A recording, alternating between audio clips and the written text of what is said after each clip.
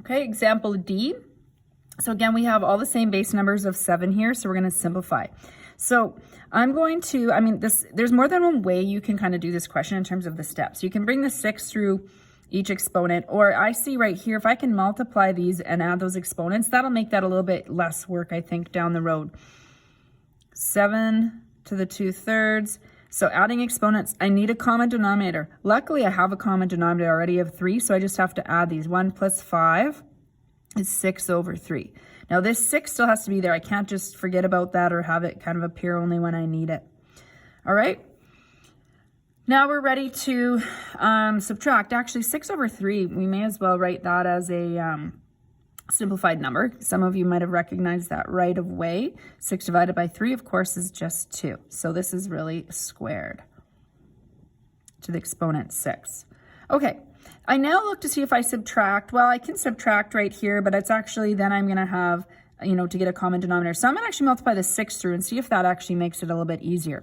So 6 times 2/3, remember this is like 6/1, and when you're multiplying fraction, you multiply the numerators and the denominators. So we have 7 to the 12 divided by 3. And now here, 2 times 6, so 7 to the exponent 12. Okay, 12/3 reduces. Oops, I was putting brackets around here and I realized I don't actually need them. Oh well, I open one, I'll close it. But I actually don't need brackets now because I don't have an exponent there.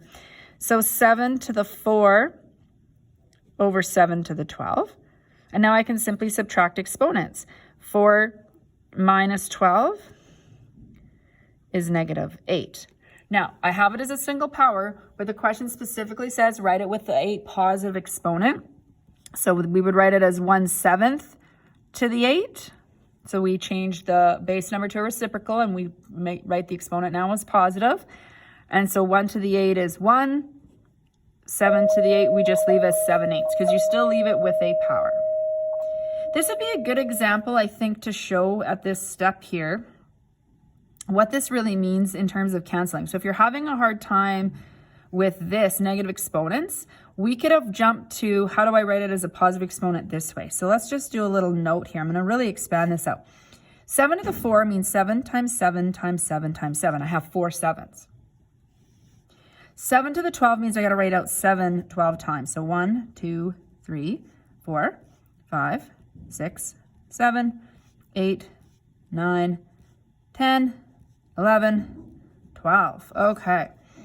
So I'm going to cancel out 4 of them. I cancel out these 4 and these 4. So how many does that leave me in the bottom? 1, 2, 3, 4, 5, 6, 7, 8. So this is really equal to 1, because there's nothing left in the top, so we have to placeholder of 1 to the exponent 7 to the 8. So if you want to avoid the negative exponent a little bit there, then that is certainly another way you can look at that and just realize that if you have 4 here, you don't even have to rewrite it out.